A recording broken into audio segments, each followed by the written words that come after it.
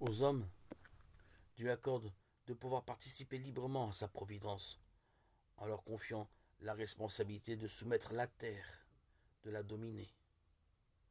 Dieu donne ainsi aux hommes d'être causes intelligentes, libres, afin de compléter l'œuvre de la création, en parfaire l'harmonie, pour leur bien et celui de leur prochain.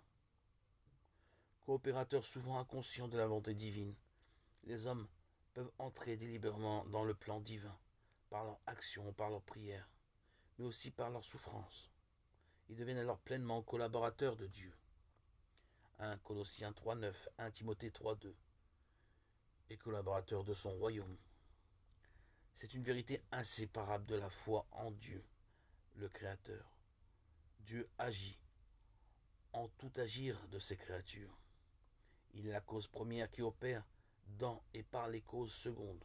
Car c'est Dieu qui opère en nous à la fois le vouloir et l'opération même, au profit de ses bienveillants desseins. Philippiens 2, 13. Loin de diminuer la dignité de la créature, cette vérité la rehausse.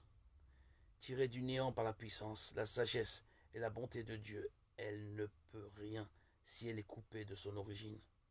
Car la créature sans le Créateur s'évanouit.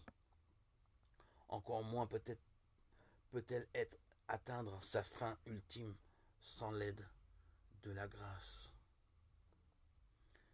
Si Dieu le Père Tout-Puissant, Créateur du monde, ordonné et bon, prend soin de toutes ses créatures, pourquoi le mal existe-t-il?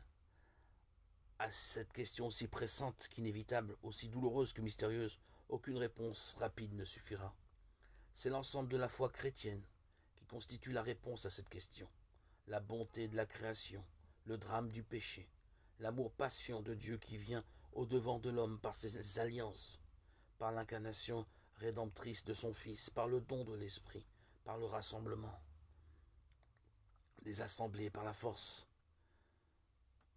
de leur motivation, par l'appel à une vie bienheureuse à laquelle les créatures libres sont invitées d'avance à consentir, mais à laquelle elles peuvent aussi d'avance, par un mystère terrible, se dérober.